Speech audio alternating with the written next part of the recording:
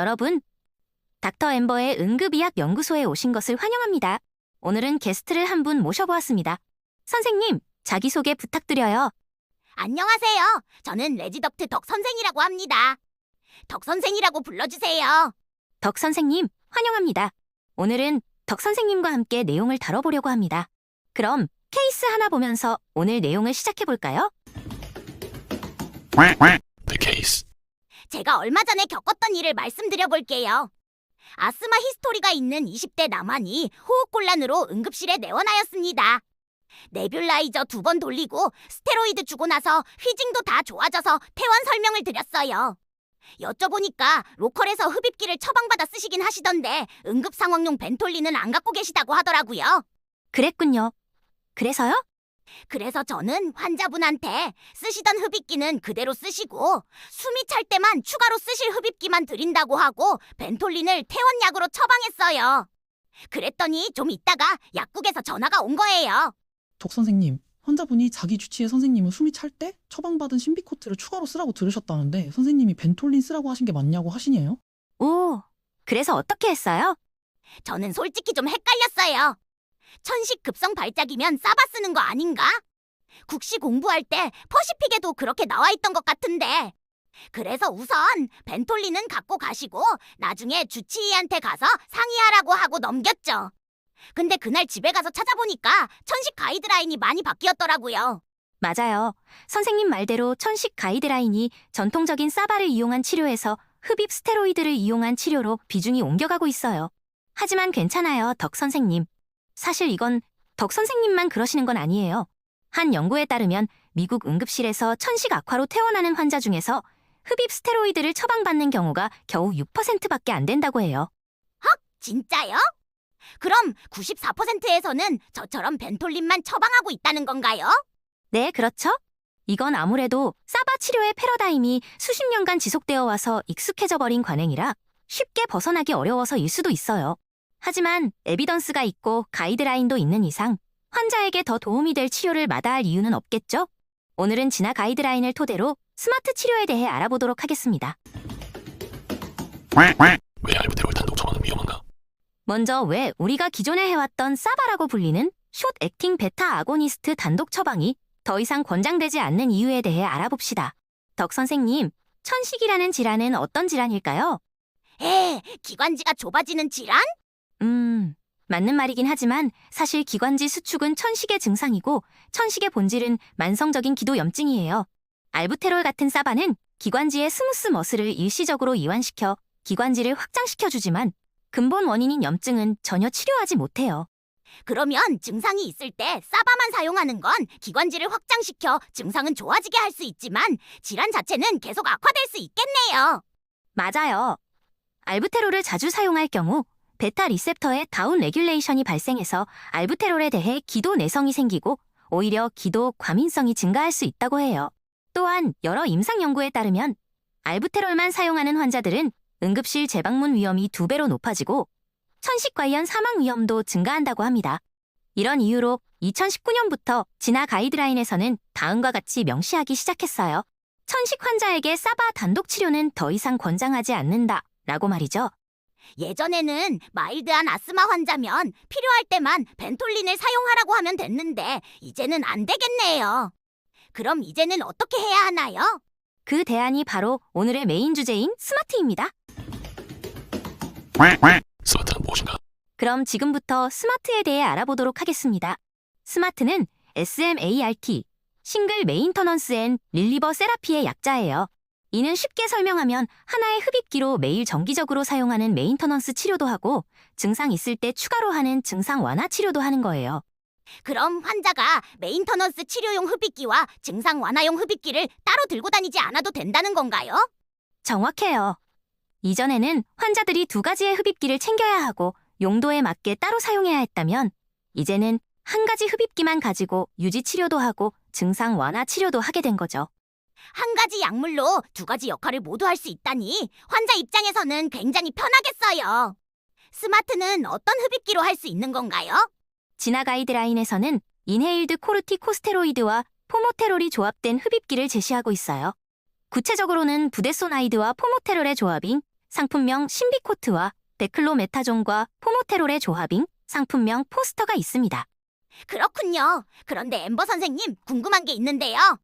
포모테롤은 찾아보니까 롱액팅 베타 아고니스트 라바라고 나오는데 그걸 급성기 증상에 흡입해도 효과가 있는 건가요? 학생 때 배울 때는 살메테롤 같은 라바는 급성기 상황에는 사용하면 안 된다고 배웠는데요. 아주 좋은 질문입니다, 선생님. 말씀하신 대로 라바인 살메테롤은 효과가 나타나는데 시간이 오래 걸려서 급성기 상황에는 사용이 부적합한 약제예요. 하지만 포모테롤은 레피드 온셋 라바라고 해서 알부테롤처럼 빠르게 작용하면서도 효과가 훨씬 오래가는 약물이에요. 그래서 메인터넌스 치료에도 사용할 수 있고 급성기 증상 완화 치료에도 사용할 수 있는 거죠. 아, 그러니까 포모테롤이 특별한 약제인 거군요. 그럼 스마트에 알려진 장점은 어떤 게 있나요? 여러 연구에 따르면 사바 단독 사용 시와 비교했을 때 아스마의 중증 악화 및 응급실 방문을 감소시킨다고 나타났어요. 중증 악화의 빈도가 감소함에 따라 경구 스테로이드의 투여량도 줄어들었고요. 또한 흡입기 하나로 모든 게 해결되다 보니 환자의 컴플라이언스가 좋아진다는 것도 장점으로 꼽을 수 있겠어요. 와, 이름처럼 정말 스마트한 치료네요. 저도 다음에 환자를 퇴원시킬 때는 직접 스마트를 해보고 싶은데 어떻게 하는 건가요? 네, 그럼 지금부터 우리가 응급실에서 실제로 스마트를 처방해 볼 수 있는 방법에 대해 알아보겠습니다. 응급실에서 스마트 처방 방법. 스마트의 구체적인 처방에 알아보기에 앞서서 진화 가이드라인의 기본 구조에 대해 살펴보고 가겠습니다. 진화 가이드라인은 아스마의 치료를 두 가지 트랙으로 나누고 있어요.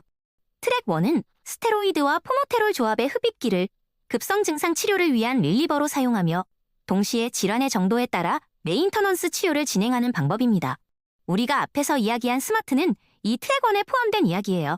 트랙 2는 전통적인 치료법으로 사바 흡입기를 릴리버로 사용하며 스테로이드 흡입기를 유지 치료로 진행하는 방법입니다. 가이드라인에서는 트랙 1을 더 권장하는 치료 방법으로 설명하고 있으며 트랙 2는 트랙 1의 실행이 불가능하거나 환자가 기존 치료에 안정적으로 반응하고 있을 때 고려할 수 있는 방법으로 소개하고 있습니다. 여기에 추가로 스텝이라는 개념도 있는데요. 스텝은 치료의 강도를 나타낸다고 생각하시면 됩니다. 스텝 1부터 스텝 5까지 있는데 숫자가 높을수록 아스마의 정도가 더 심하고 치료의 세기가 강해진다고 보면 되겠습니다. 그럼 우리가 응급실에서 퇴원시키는 환자는 어디에 해당하나요? 가이드라인에서는 응급실에서 아스마의 급성 악화로 퇴원하는 환자에게는 스텝 4의 수준의 치료를 시작할 것을 권장하고 있어요. 아무래도 응급실까지 올 정도면 평소에 아스마가 잘 컨트롤되지 않았다는 거니까 충분한 강도로 치료를 시행해서 급성 악화의 재발을 막겠다는 의도인 거죠. 나중에 증상이 2, 3개월 동안 잘 조절되면 그때 스텝을 낮추면 되고요. 그렇군요. 그럼 스텝 4라면 구체적으로 어떻게 처방하나요? 흡입기는 신비코트를 사용한다면 160에 4.5 용량으로 사용하면 되고요. 포스터를 사용한다면 100의 6 용량으로 사용하면 됩니다. 사용하는 방법은 이렇게 설명해 주시면 돼요. 유지 용량으로 아침, 저녁으로 하루 2번, 한 번에 2회씩 흡입하세요. 그리고 증상 있을 때는 추가로 1회씩 흡입하시면 됩니다.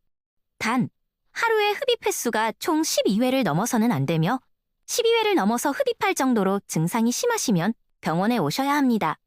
라고 하면 됩니다. 그럼 흡입기 외에 나머지 퇴원 안내는 동일하게 진행하면 될까요? 네, 맞아요. 프레드니솔론 50mg 하루 한 번, 5일에서 7일치 퇴원약 처방과 2일에서 7일 안에 외래 팔로업을 잡아주면 됩니다. 휴, 다행히 흡입기가 바뀐 것 빼고는 새롭지는 않은 것 같아 다행이네요. 그런데 하나 궁금한 게 생겼는데요.